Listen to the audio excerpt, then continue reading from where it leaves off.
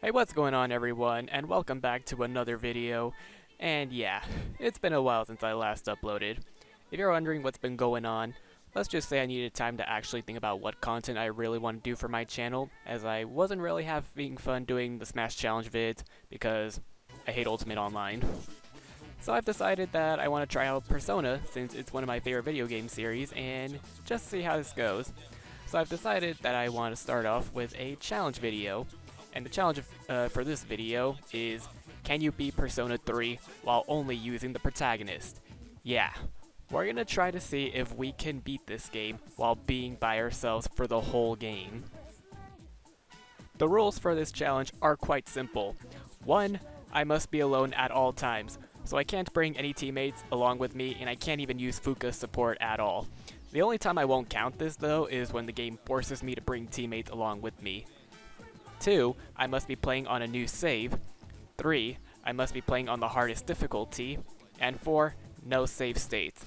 Though the only time I can allow myself to do that is before a boss fight, because it's a lot easier for me to reset from there rather than having to go through the game over sequence and all that dialogue stuff. So yeah, that's the only time I'm allowed to save state. But other than that, nowhere in combat or stuff like that.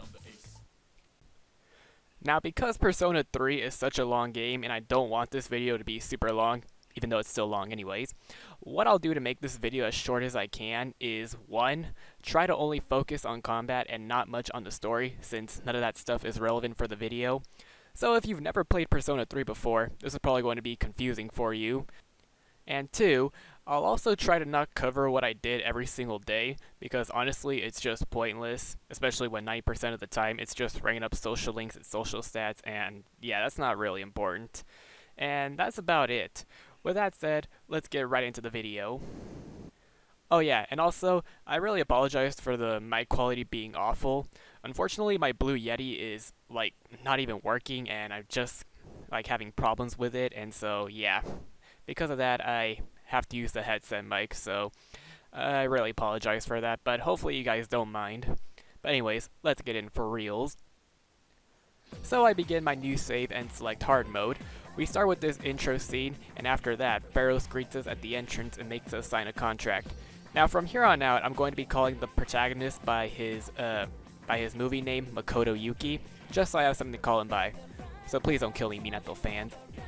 After signing the contract, we are then greeted by our dorm mates Mitsuru and Yukari, and next day is our first day of school, and we meet Junpei and walk with him after school. And then we meet the chairman, Shuji Ikutsuki. A couple days later, we're being attacked by a huge shadow, but we stop it after awakening to our persona. After beating the huge shadow, we then get into battle with 2 more small ones, and obviously, the first battle is supposed to be a joke, so yeah, we kill them easily. After that, we are summoned into the Velvet Room, where Igor tells us about personas and social links. And for some reason, we knock out for a week after the fight, and we wake up in the hospital. Next day, our dorm mates tell us that they are a group that fights shadows called Cease. After our discussion, we officially become part of the team and begin the full social link. On the next day, Junpei also joins the team and moves in with us, and now that we have enough people on the team, we can start exploring Tartarus. On 420 is when we begin exploring Tartarus. Now on the first day of Tartarus, we are forced to bring teammates with us, but as I said before, this will not count, and every time this happens, we're just going to put them on standby so they do nothing. Now nothing really happens here at all, since this is only the tutorial segment, and the shadows aren't even hard since they're all weak to fire.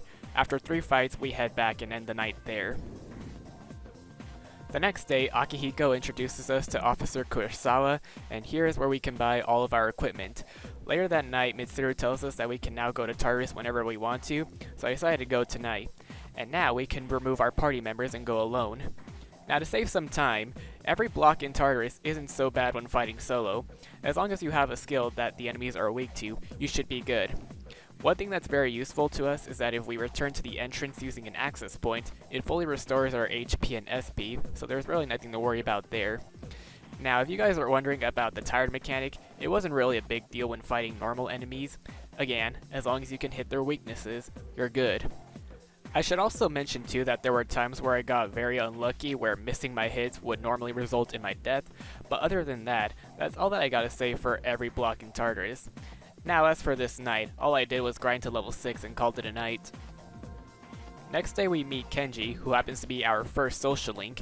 Now, social links are a way to fuse stronger personas with social link points as we rank up with them, and we can also fuse a special persona when maxing out a social link. So that means social links are going to be very important for us in this challenge. After saying goodbye to Kenji, I went back to Tartarus that same night to attempt the first Guardian battle. The first Guardian battle are 3 Venus Eagles who are all weak to pierce moves, so I switched to a bow and arrow since it does pierce damage, and one thing that was wrong with it is that it has a high chance of missing, and the problem is that if we miss, we're basically screwed as the Eagles are all pretty strong. I've attempted this a few times and the bow and arrow that I have right now just wasn't working for me, so what I did was left and bought an even better one from Kurosawa. And while I was there, I also began Hidetoshi's social link and then went back to the Eagles. And as it turns out, this bow was even better as I was able to hit him every time without missing. As long as you don't miss like before, you should be good and the Eagles won't be able to do anything. And with that said, this boss was very easy once I got the new bow. After that, I went on and attempted the next Guardian, which are the Dancing Hand. And this pretty much is the same case with the Eagles. As long as you can hit their weaknesses, which in this case it's strike, you should be good. If you miss, you're screwed. Now that we got them out of the way, let's move on. Now this next Guardian is kind of trouble for us as 1, he has no weakness, and 2, he's pretty strong. After a few attempts with this boss, we actually cannot fight this boss at the current level I am right now. There's actually no shot since all his moves do a lot of damage, and even if I were to heal, it'd be no use. So what I did was just level up and decided to come back another time. During this time, I began both the Emperor and Hermit social links, and then Elizabeth calls me one day and tells me about quests. Quests are something that'll also be important for us since Elizabeth rewards us with yen or items for completing them. After all that, I came back to Tartarus to fight the boss, and now this time, this boss wasn't so bad now that we leveled up a little bit, and one thing I also did was use Sukakaja to increase my evade rate, and it was very useful since most of the time he was actually missing. My Bufu was also dealing a good amount of damage, and seeing that, I actually had hope for this fight. After only a few attempts, I was able to beat this boss with little problems now. And that is it for the first block of Tartarus, and only 5 more to go. A few days later was our first full moon mission. Now the shadows in the monorail weren't even hard, but they do give way more EXP than the shadows we've been fighting before. But now is our main concern, the Priestess Shadow. Now this shadow isn't that hard at all to fight solo. The boss mostly uses ice and pierce moves, so I decided to keep Jack Frost on and use Sonic Punch. She also summons shadows herself, but they're weak to ice, so it's no big deal. And with that said, this boss was defeated with no problems at all. After that, I began Nozomi's social link and then began the second block of Tartarus. The first Guardians were 3 Crying Tables, which as you can tell, they're all weak to ice. So I don't think I need to explain this again. As for the next boss, it was trouble as it mostly just uses wind moves a lot and they're very strong. Like seriously, there's nothing I can do because it does so much damage. My only chance of trying to beat this boss was to have a persona that knows wind, and luckily for us, the earliest persona we can fuse that knows wind is Ghoul at level 18. Even though it's going to take a while to get from level 14 to 18, it was my only shot to try and beat the boss so we can advance. After leveling up to 18 and fusing Ghoul, I decided to go back even though I'm tired because for the most part, this shadow was mostly using wind moves and he can only hurt me with Pierce. So I didn't think this would be a big deal. As it turns out, I was right, and now he can't even hurt me. There were times where he did use pierced attacks, which is what Ghoul is weak to, but it surprisingly didn't kill me, and the relic didn't even try to kill me at all. Like, he was basically throwing. And after only 1 attempt of having Ghoul, this boss is possible to do solo, and we're now done with the first half of the second block. For the remaining time, I began Kazushi and Yuko social links and finished Kenji's, and now was our next full moon mission. For this mission, we have to save a student named Fuka who went missing in Tartarus after getting locked up in the school gym late at night. We entered Tartarus the same way Fuka did and was able to find her there, but then Mitsuru and Yukari were being attacked by the 2 full moon shadows, and now it's time to fight. And these 2 were actually a joke, simply because one's weak to physical and the other is weak to magic skills, so we just gotta do what we've been doing before and that's it. After beating the bosses, Fuka knocks out, but everyone is saved, so hey, that's a yay for us. And now we can move on. During these next few days, Fuka joins the team as our navigator, though we're not even going to use her at all. And then after that, I begin Pharos and Chihiro social links and finished Kazis afterwards. After that, I went back to Tartarus to start the second half of the second block. After doing some grinding, I went on to fight the Golden Beetles. Since they're all weak to wind, I don't think I even have to explain this again. One thing I'll say though is that hitting their weaknesses doesn't do that much damage, so I was here for a little while and even had a few attempts with this fight, because sometimes I'd miss and I'd get killed for that, but other than that, this boss is possible to do solo. This next boss, however, was already a lot of trouble as he uses Garudine and it insta-kills me, meaning there's no shot at this at all. Even if I were to use Ghoul for Null Wind, he uses Windbreak, so it's no use. So I decided to level up to 26 and come back another time since I'm tired.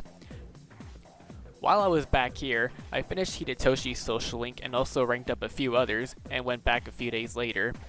During these few attempts, I decided to experiment and see how I can fight this boss. Now, Garudine won't insta-kill me anymore, but it still does a lot of damage to me. However, he also uses Mind Charge, and that will for sure kill me in one shot. One thing I noticed is that after using Mind Charge, he will immediately go for Garudine and won't go for Windbreak, meaning I can be able to switch to a Null Wind persona, and I should be safe from the Mind Charge variant of Garudine. As for attacking him, Huapo's Agilao does a decent amount of damage, and after seeing all this felt like it was possible. And as it turns out, this boss is actually possible to do solo, and honestly, I thought it was gonna end here already, but thankfully it didn't. And we're now done with the second block of Tartarus. After that, I spent the next few days with social links, and now was the next full moon mission. The first boss we fight is the Hierophant Shadow, which was actual trouble for us. One thing that was a problem was that Yukari forced herself into the party, and while it doesn't matter because we can't use her, sometimes this would happen. Oh no! Yukari-chan!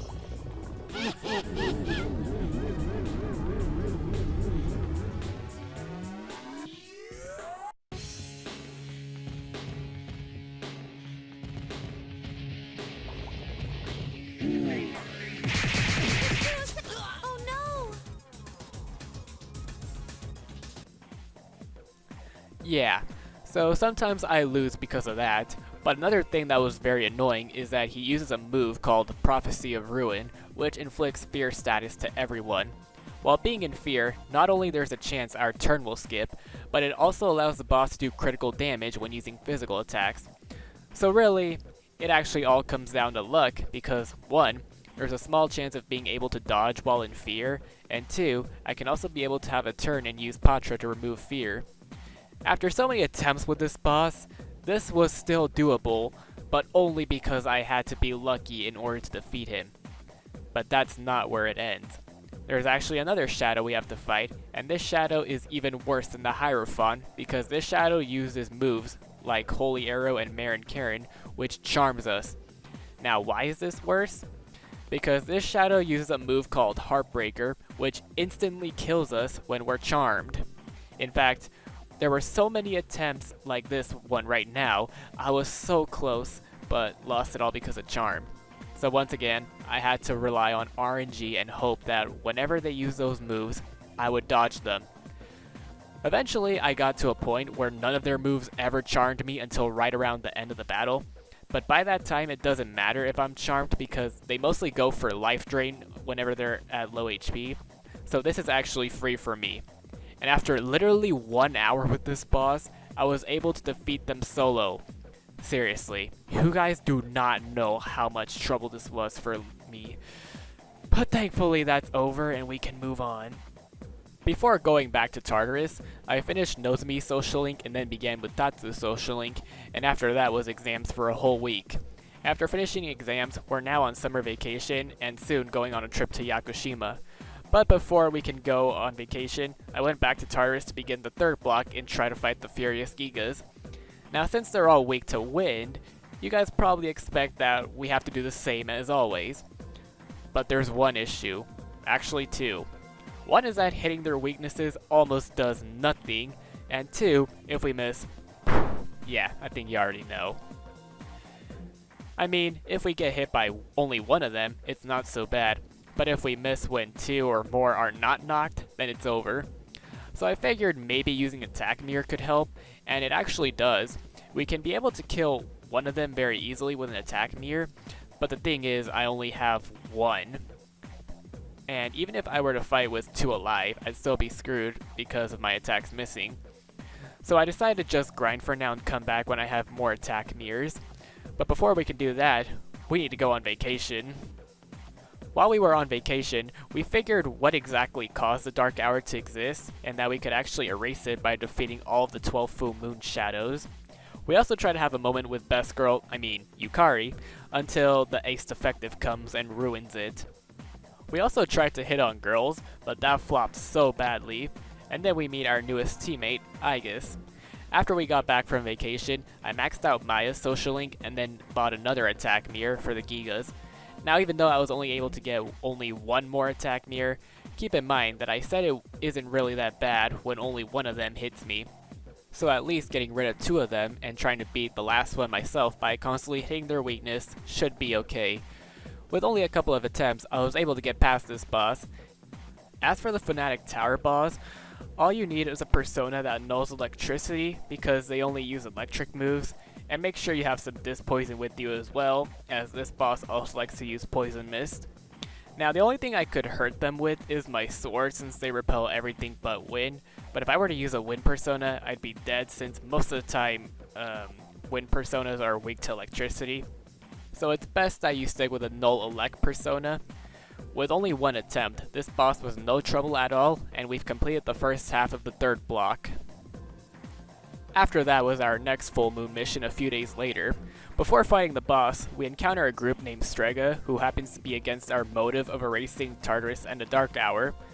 But all they do is just lock us up with the Shadow, which honestly is pointless because that's what we came here to do anyway.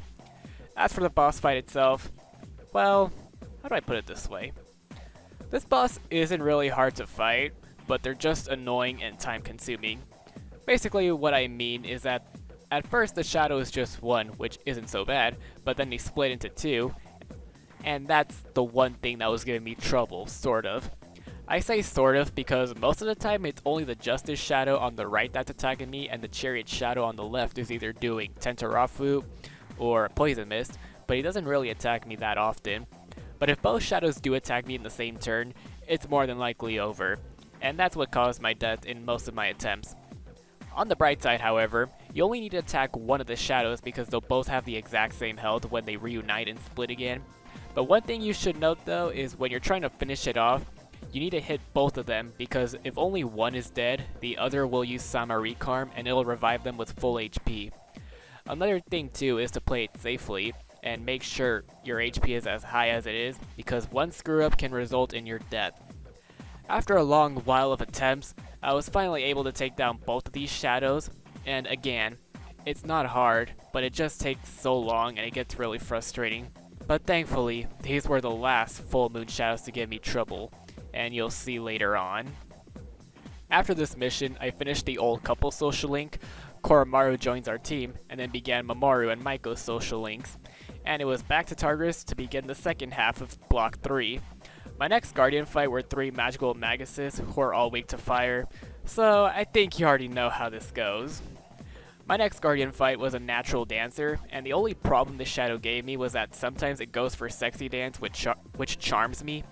If I get charmed, I won't be able to move for 3 turns, and sometimes they go for pierce attack which actually kills me if they go for it twice.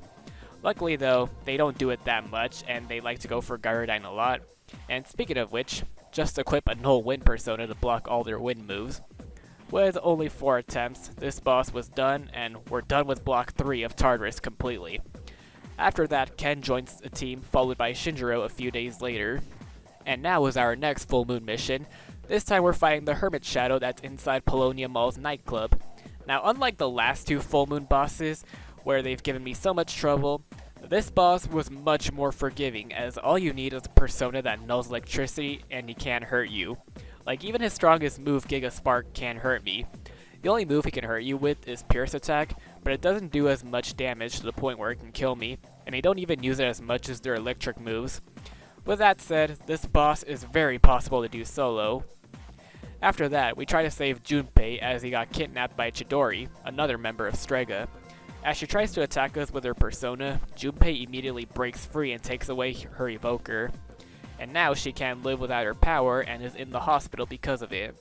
I won't say too much about this anymore, but just remember that this is going to be important later in the story. After all that, I began Akinari and Kaisuke social links, and then a typhoon comes out of nowhere, and these 2 days just skip for whatever reason. Although, of course, the only logical explanation why is probably because how Persona Q happens during these 2 days. Once that's over, I maxed out Maiko's social link and went back to Tartarus to begin the 4th block. Our first Guardian fight in this block are 3 arcane turrets. At this point, I feel like I just have to put 2 images up and you'll already get it. So now that you already know what happened, let's move on to our biggest concern, the sleeping table. You know, the one Guardian fight that a lot of people complain about. Yeah, him. Now you guys probably expect that this shadow might be the run killer, but as it turns out, it's not. Now of course, our biggest problems with this shadow is that they use Megiddola, which almost kills me, and Evil Touch. Now Megiddola is honestly no problem if I just level up more, but Evil Touch was the actual problem here. See, Evil Touch inflicts fear status, and if you remember from the Hierophant boss, there's a chance that it skips our turn. And if that happens, they'll go for a move called Ghastly Wail, which instantly kills me if I have fear status, and there's actually no way of dodging this. Now yes, there's still a chance that I could have a turn and use Patra, but even then, Evil Touch is a move they like to use a lot, and at one point, I'm going to get paralyzed by it, so there's really no point. My only chance of trying to avoid this is if I could be able to null fear, and as it turns out, I actually can. Now, if you guys play this game, then you probably might have noticed that sometimes a heart appears next to a persona's name when fusing personas. Now, this is something that most people don't know when playing for the first time, but when a persona with a heart either learns their last skill or level up after learning their last skill because of social link points, then they'll produce a special item afterwards. Now, the item that Yamatano Orochi produces is called Serpent Eyes, which basically nulls fear. With this, the sleeping table should not be able to kill us with Ghastly Wail anymore, and now Megiddola is going to be our only problem.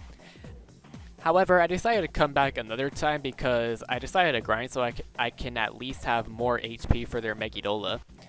During this time, I maxed out Mutatsu and Chihiro's social links and then went back to fight the sleeping table. So pretty much what I did was just play safely. Every time my health goes below 300, I would always heal because Megiddola would insta-kill me if I don't do so. I only attacked with Bufala because that was my strongest magic skill at the time. The table mostly attacks with fire moves and still tries to use Evil Touch despite me being immune to it, but they don't go for Megiddola as much, so really, this boss isn't even as bad now. With only just a couple attempts, I was able to get past the sleeping table, and that finishes up the first half of the 4th block in Tartarus. While I was here, I decided to produce another hard item called the Narcissus Flower, which makes us null charm, and now we're done with Tartarus for now. A few days later was our next full moon mission, and once again, we're fighting 2 shadows. Now to be honest, this boss isn't even hard, but it can actually go either way. See, what happens here is that we have to fight the Strength Shadow on the right first, whereas the Fortune Shadow on the left we can't fight until we kill the Strength Shadow. Now the Fortune Shadow on the left does a move called Wheel of Fortune, where it spins a wheel granting different effects to either me or the enemy. As long as we land on the blue spaces, we should be good. But if we land on the red spaces, there's a chance we'll die because of that. Now there's actually a way to land on a spot you want no matter what, and that is you just gotta hit the X when the spot you want to land on is on the opposite side of the clicker. If you time it right, you should land on what you wanted. For the wheel that does ailments, I always land on the fear one because I feel like that was the best option out of the 4, as not only we could do critical damage to them, but there's also a chance that it can skip their turn. After killing the Strength Shadow, we can now fight the Fortune Shadow, and this time they give us some unfair wheels. So that means you have to time your button press just right, which I failed right here. but even if that were to happen, it's no big deal as I can heal right after. The Fortune Shadow also likes to use wind moves, so I decided to equip a null wind persona for the remainder of the fight. With a bunch of slash attacks later, this fight was over with no problem. Now I know I've been ignoring a lot of story, because as I said in the beginning, it's not relevant for the video, but knowing how the Persona community can be, I'm probably going to get a lot of hate if I ignore this one moment here. So as you notice, Ken and Shinjiro happen to be absent from the mission. That's because they're both at the back alley at Port Island Station. Why? Well, as you notice, today is October 4th, and it's been 2 years since Shinjiro accidentally killed Ken's mother due to losing control of his Persona ability. Until now, Ken has figured out that Shinjiro was the one that did it, and now he wants to finally do what he's been waiting to do these past couple of years. Kill his mom's murderer. However, Takaya comes by and says that it won't be necessary. Because Shinjiro has no proper control of his persona, he's been taking pills known as persona suppressors, and because he's been taking them for a while now, he's going to die soon because of the side effects. Meaning it doesn't matter what Ken does to him, as Shinjiro doesn't have much time left in life. Because of this, Ken has instantly lost all purpose in life and already wants to die, as all he wanted to do was have revenge on the person who killed his mother. So, he wanted Takaya to kill him, and then this happens.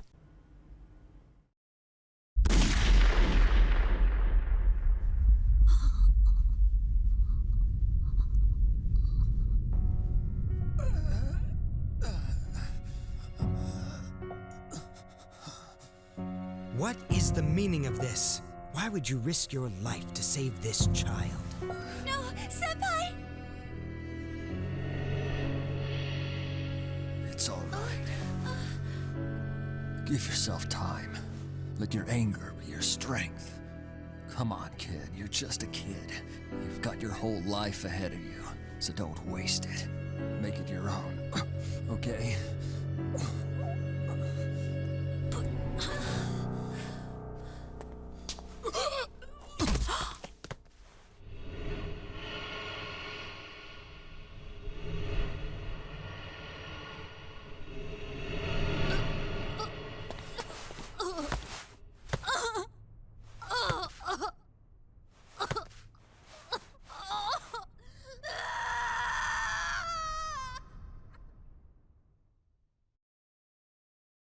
You know, even though I've seen this a few times already, this scene still gets to me, and I just don't know why.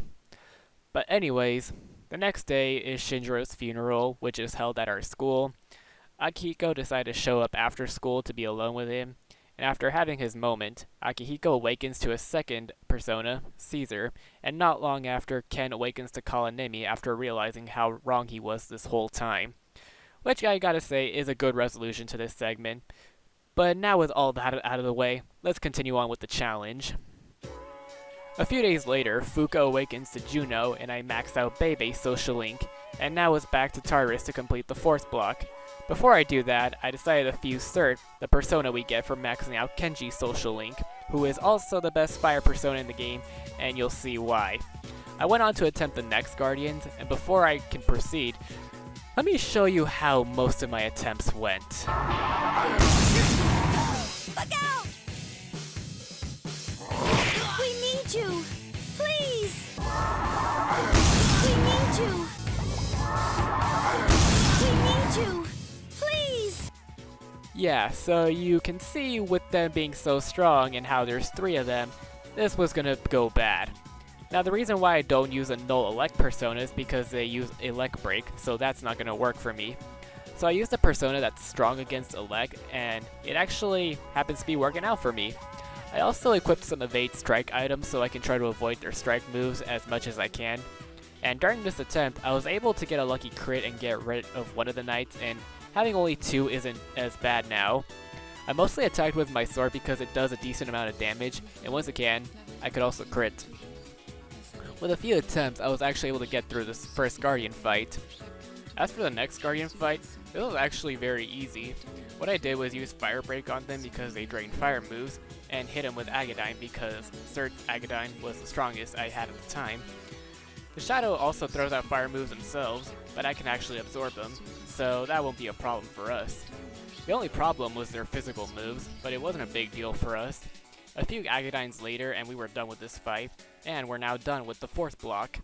While I was here, I decided to level up and also make Cert learn Ragnarok, which you're gonna see what this does for us later on. After that, I ended the night there, and during these next few days, I began Fuka Social Link and ranked up a few others as well, and now is our last full moon mission. But before we can fight the Shadow, we have to get past Strega first, and let me tell you, once I got Ragnarok, I made these two look like a huge joke. Like they had no chance at all once I got the skill, and they both died in 2 hits. After the fight, they both fell off the bridge and decided to finally let us be, for now. So now was the final full moon boss. Now in order to fight him, we have to get rid of the 3 statues standing right in front of us. I decided to only use Herculean Strike as it's the best option I had. After getting rid of them, I can now fight him, and let me tell you, Ragnarok made my life 10 times easier. Like at one point I hit him with Ragnarok so many times that it was almost over. Now, do know that he does summon the statues again and the process repeats. He also summons a Shadow too if you don't get rid of all the statues in one turn, but it's not much of a problem as they're very weak. After a few Ragnaroks later, this boss was done, and honestly, I probably would have been here for a while if I never had Ragnarok with me, so I'm glad I did. And that's it! We've officially beaten every single full moon boss solo, and now we can celebrate because the Dark Hour should be going away and we don't have to worry about this anymore. Right?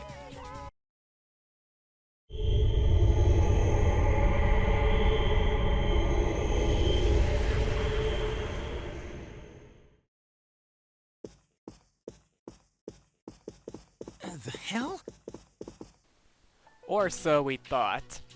As it turns out, getting rid of all the full moon shadows was a bad thing, and it was all part of Ikutsuki's plan.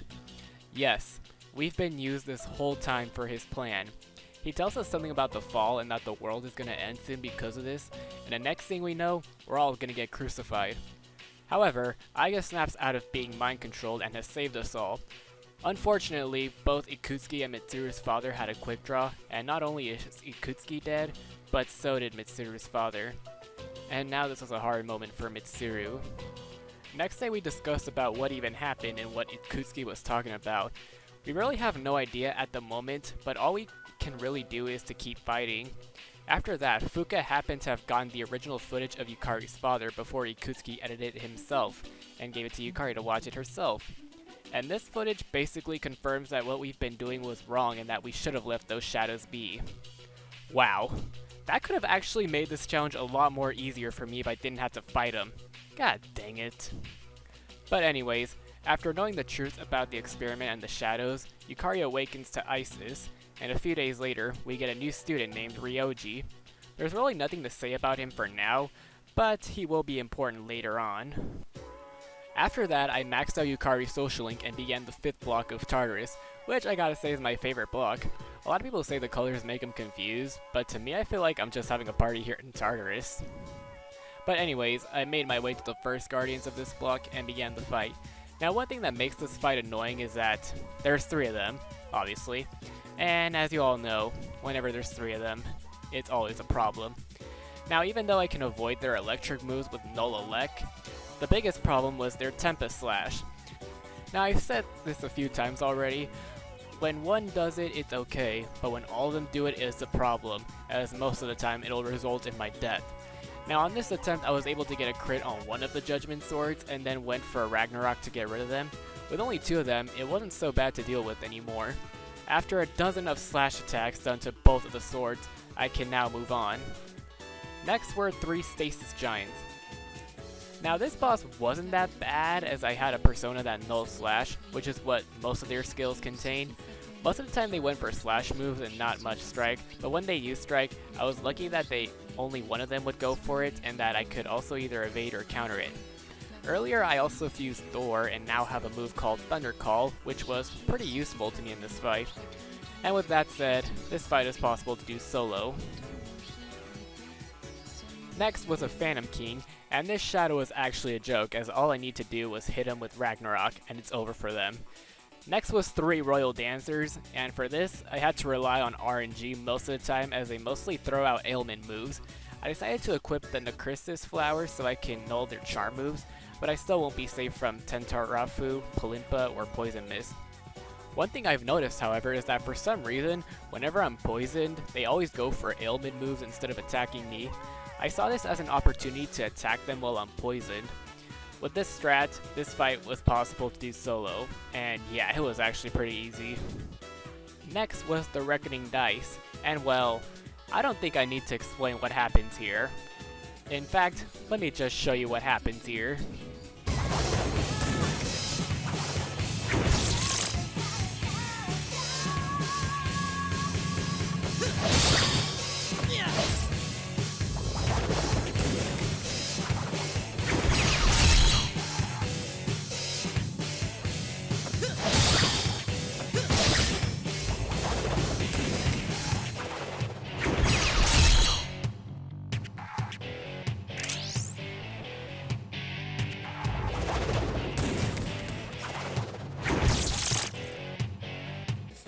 Yeah, so pretty much they like to use Provoke whenever they have Tetrakarn on, and while you're enraged, they always like to put on Tetrakarn, and the cycle repeats. I literally discovered this myself on accident when I equipped the Null Slash persona and they used Provoke on me, and this was happening. So yeah, this is also possible to beat solo. And that finishes up the 5th block of Tartarus. After that, I grinded up to level 65 and also had Thor produce Lightning Gloves, which makes me null electric moves. And now we're done with Tartarus for now. After that was the school trip to Kyoto. Now besides Mitsuru's awakening to Artemisia for getting over her father's death, there is no other story significance during this part as it's mostly just filler. But this segment is famous for the hot spring scenes where the guys entered in the last few minutes of men's only time and the girls immediately went in as soon as men's only was over. And we ended up getting caught and got executed by Mitsuru. While we can't see what happened, you can tell it was no fun as the guys are all depressed and it's probably something they'll never forget. Upon our return from the trip, Takaya and Jin broke Chidori out of the hospital and the next day she is waiting for us at the entrance of Tartarus. And with only a fire break, mind charge, and Ragnarok, she was over. Actually the easiest boss of the entire run. After the fight, Takaya and Jin come out of nowhere, and then this happens. Look out, Junpei!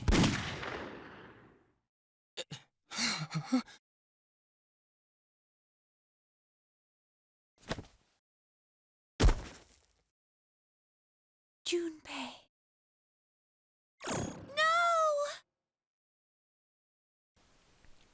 Yeah, so Junpei actually dies for a moment, but after that we get this scene of Junpei and Chidori, and after she tells Junpei about how she really feels about life, she brings him back to life with her power.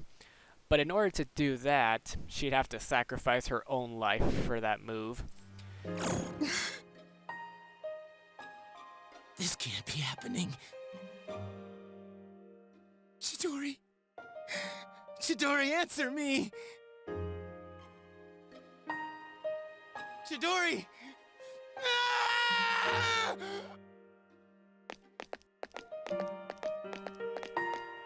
Oh, what a pity. Such a meaningless death. Meaningless? Hmm?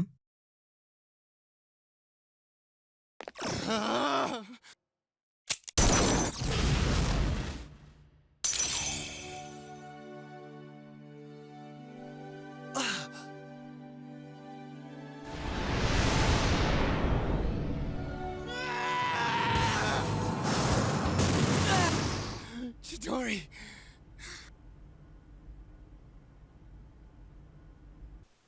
Yeah, so this is pretty much how the arc between Junpei and Chidori ends.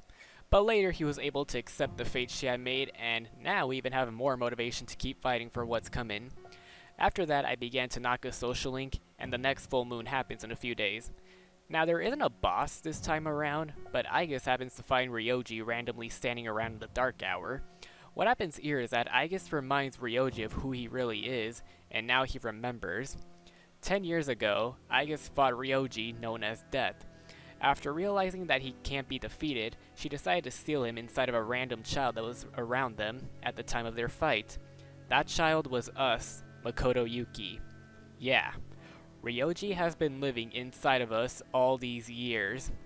The next day, Ryoji comes to our place and tells us about Nyx and the Fall, where Nyx is someone who's going to destroy the whole world, and as for him, he's the Appriser. He gives us the option to either kill him because he claims that she can't be defeated, and doing so will delay the fall, but will forget everything. Or, we can face Nyx ourselves, but fail, because again, he claims that she is impossible to beat. He gives us the months to make our decision.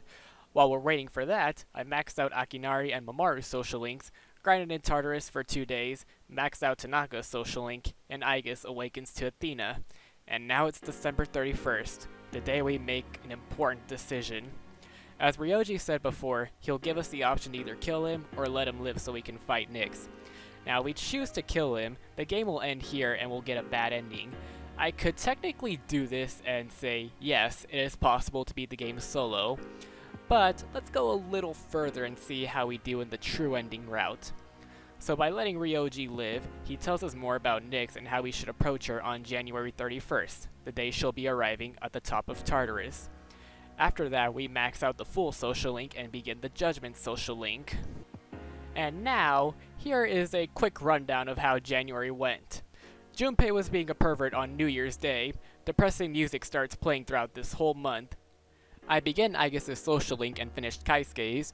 Chidori is still alive, but she doesn't remember anything, and I also finished Aigis' social link the same month. And now it is January 31st. So now, in case you're wondering, I decided to finish all of January quickly because when we come to Tartarus on January 31st, the tire status won't go into effect, meaning we can pretty much do whatever the frick we want now. Like, we could literally just fight as many battles as we want and we won't even get tired. So first off, I begin the last block and decided to attempt the first Guardian, which are 3 Noble Seekers. Since these shadows can do every type of magic skill except for Dark and Light, you may think it's bad if they hit my weakness, and well, that happens to not be the case. Earlier my cert learned Repel Slash through a skill morph, and these shadows like to go for Vorpal Blade every time they hit my weakness.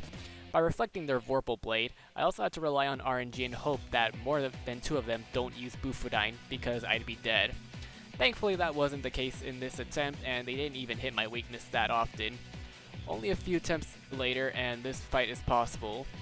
The next fight were 3 Carnal Snakes, and honestly, I think I just had to be lucky. During one of my attempts, I dodged one of the snake's attacks and was able to get rid of them with a Brave Blade. As for the rest of the fight, I decided to keep Thanatos equipped as he can reflect their dark moves, which is something they go for a lot. Their fire moves weren't also a big deal, too. Now, the reason I said I had to be lucky is because there are 3 of them, and as you already know, 3 Guardians means bad. So that's why I was lucky to get rid of one of them very early. With that said, this fight is very possible, but for me, I just had to be lucky. The next fight was a World Balance. Just like the Noble Seekers, this shadow can do all elements, including Light, Dark, and Almighty this time. Once again, I had to be lucky and hope that this shadow doesn't hit me with my weakness that much while I have cert equipped. All I have to do is just hit him with Ragnarok a few times, and this fight was good. The next fight were 3 Fierce Cyclops. For this fight, I just had Narasima equipped so I can block their slash attacks, so the only move they can hurt me with is Primal Force, but they don't use it as much. As for me, I only attack with Twin Shot because that was the only move I have that I could hit them with. Also, when their HP gets low, they go for a move called Last Resort, which is a self-destruct move that deals over 200 damage to me and the other Cyclops, so that's something to watch out for. But other than that, this fight is very possible to do solo. And finally was the Jotun of Grief. The only moves from him that you have to worry about are Primal Force and Megidolan. I decided to keep Bishamonten on as I can null Pierce, so Primal Force can't hurt me. I also decided to switch to a Spear because Pierce was the only move I can hurt him with. With the help of being enraged, I was able to get past this pause pretty easily. And with that, we're now done with every single Tartarus Guardian, and we can now move on to reaching the top of Tartarus. Doing this will max out the Judgment social link, and we can now fuse Messiah. Before I move on though, I decided to grind a little more and decided to fuse Satan and Hallel. Having these two together will give us a fusion spell called Armageddon, which if you don't know what it does, here's what it looks.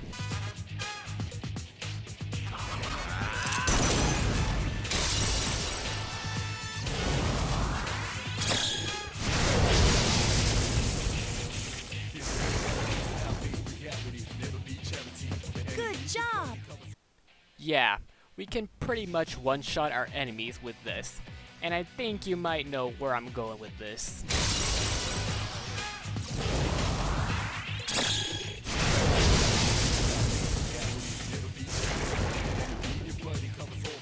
Good job!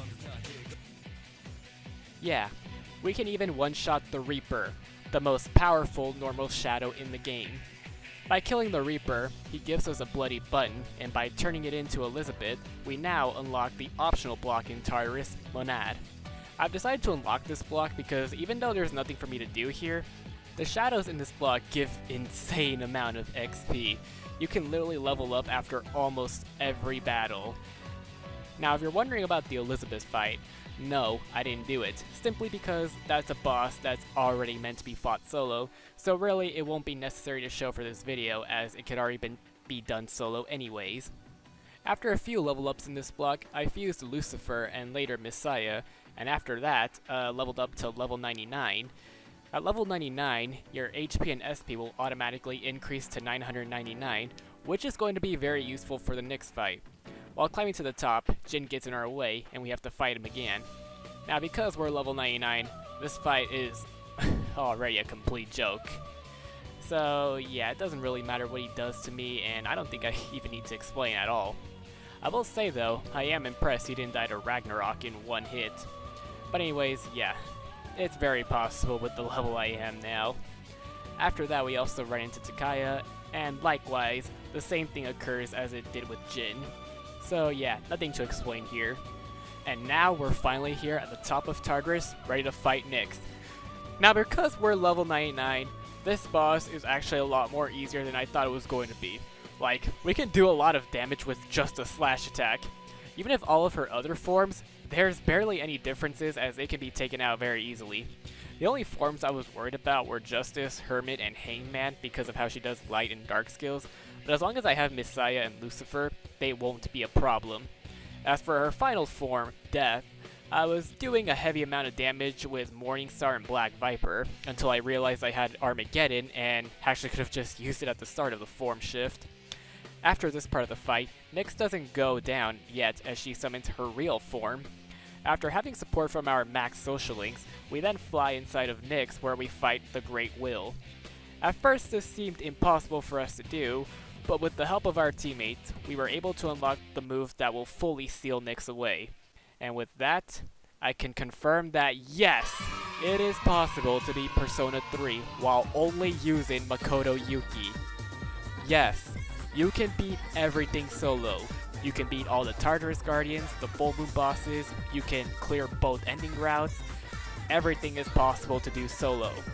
Which honestly, I'm glad because I was so far into this challenge that I was going to hate myself so much if I was torturing myself for nothing.